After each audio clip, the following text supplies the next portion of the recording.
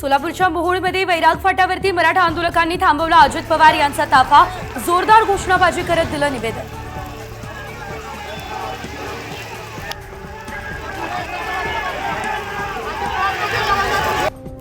यंदाची निवडणूक धनशक्ती विरुद्ध जनशक्ती। 6 टर्म तुमच्या डोक्यावर बसलेल्या व्यक्तीला घरी बसवा। जामनेरच्या मेळाव्यातून खडसेंनी महाजनांविरुद्ध थोपटले दंड।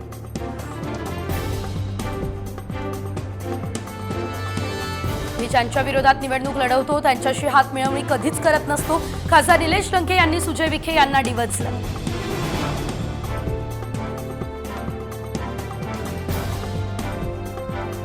प्रत्येक जागेबाबत एकवाक्यता असावी। पवारांचा संजय राऊत यांच्यावर निशाणा। जागा वाटपावरून महाविकास आघाडीमध्ये मतभेद होण्याची शक्यता। तर पवारांना चुकीची माहिती। कुठलाही उमेदवार जाहीर केलेला नाही, फक्त कामाला लागण्याच्या सूचना केल्या।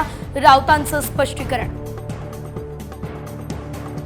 सिंदखेड राजा मतदारसंघातील राष्ट्रवादी शरद पवार पक्षाची बैठक। गायत्री शिंगणे यांना उमेदवारी देण्याची मागणी। बाहेरील व्यक्तीला उमेदवारी देऊ नये असा पदाधिकाऱ्यांचा निर्णय। रवींद्र वायकर यांच्या जोगेश्वरी पूर्व मतदारसंघावर भाजपचा दावा। जोगेश्वरीमधून भाजपानं लढावं, पदाधिकाऱ्यांची फडणवीसांना विनंती। वंचित बहुजन आघाडीकडून राज्यात पहिल्यांदा तृतीयपंथीयांना उमेदवारी। रावेर विधानसभा मतदारसंघातून शमीभा पाटील यांच्या नावावर शिक्कामोर्तब। शिंदे स्वतःला मराठ्यांचा मुख्यमंत्री समजतात, त्यांना ओबीसींचं आरक्षण संपायचंय। ओबीसी नेते लक्ष्मण हाके यांचा थेट मुख्यमंत्र्यांवर घणाघात।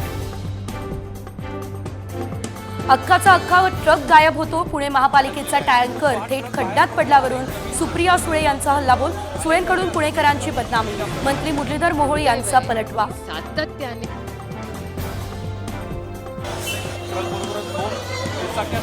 मनसेची विधानसभेसाठी अमित ठाकरे यांना हाक। अमित ठाकरेंनी अहमदनगरमधून विधानसभा लढवावी। महाराष्ट्र नवनिर्माण विद्यार्थी सेनेकडून बॅनरबाजी।